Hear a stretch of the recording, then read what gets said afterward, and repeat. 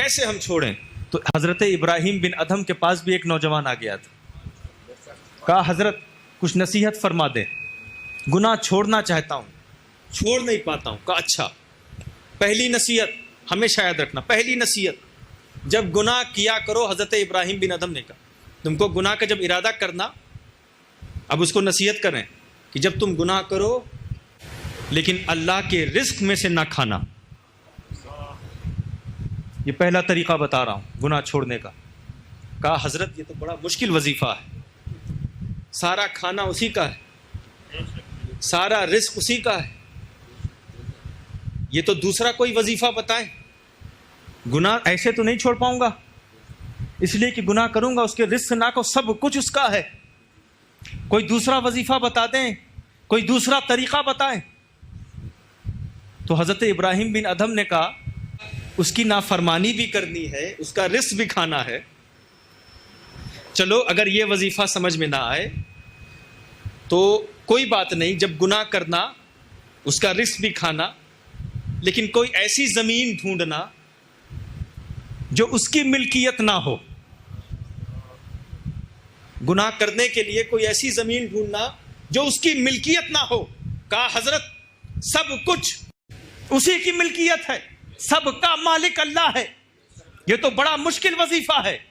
کہا رزق بھی اسی کا کھانا ہے، زمین پر بھی اسی کی رہنا ہے، نافرمانی بھی اسی کی کرنی ہے۔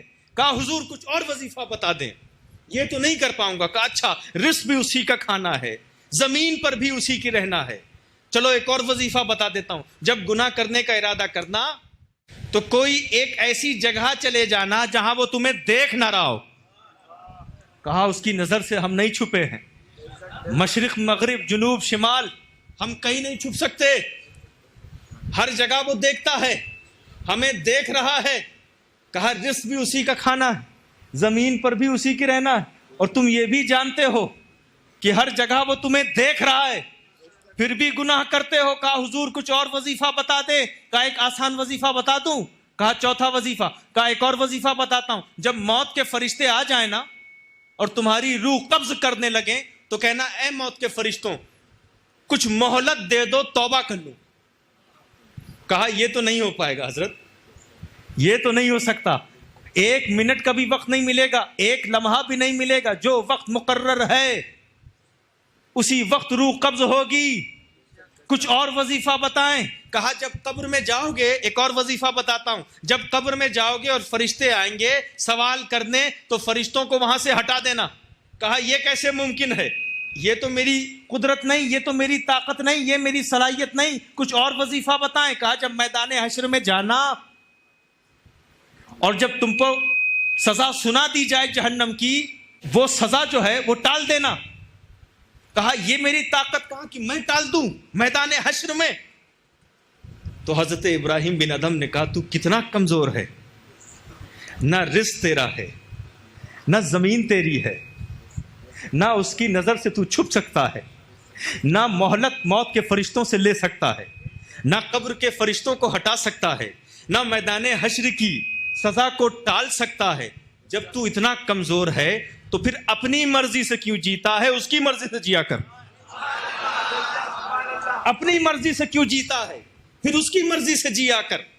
جب تو اس کی مرضی سے جیے گا تو رزق میں حلاوت بھی ملے گی، جب تو اللہ کی مرضی سے جیے گا تو نگاہوں میں فراست بھی ملے گی، جب اس کی تو مرضی سے جیے گا تو زمین پر حکومت بھی ملے گی، جب تو اس کی مرضی سے تو جیے گا تو قبر میں دیدار مصطفیٰ بھی نصیب ہوگا، اور میدان حشر میں شفاعت رسول بھی ملے گی۔ اسی لیے دوستوں اور بزرگوں، جو لوگ اپنی زندگی اللہ کی مرضی سے گزارتے ہیں تو وہ نظام الدین بنتے ہیں، جو خود بھی اس کا رزق کھاتے ہیں اور اللہ ان کے ذریعے سے دوسروں کو بھی رزق دیتا ہے، ان کے لنگر سے دوسرے بھی رزق کھاتے ہیں۔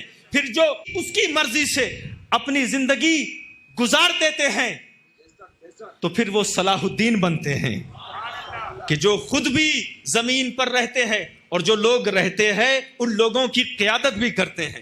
پھر جو اللہ کی مرضی سے زندگی گزار دیتے ہیں تو پھر وہ اجمیر کے معین الدین بنتے ہیں، کہ جن کی نظر اللہ کی رضا پر بھی ہوتی ہے، بندوں کے دلوں پر بھی ہوتی ہے۔ پھر جو لوگ اس کی مرضی سے زندگی اپنی گزار دیتے ہیں تو پھر وہ علاء الدین صابر کلیری بنتے ہیں کہ جو اپنی نماز جنازہ میں خود ہی اپنی نماز جنازہ پڑھاتے ہیں، پھر جو اس کی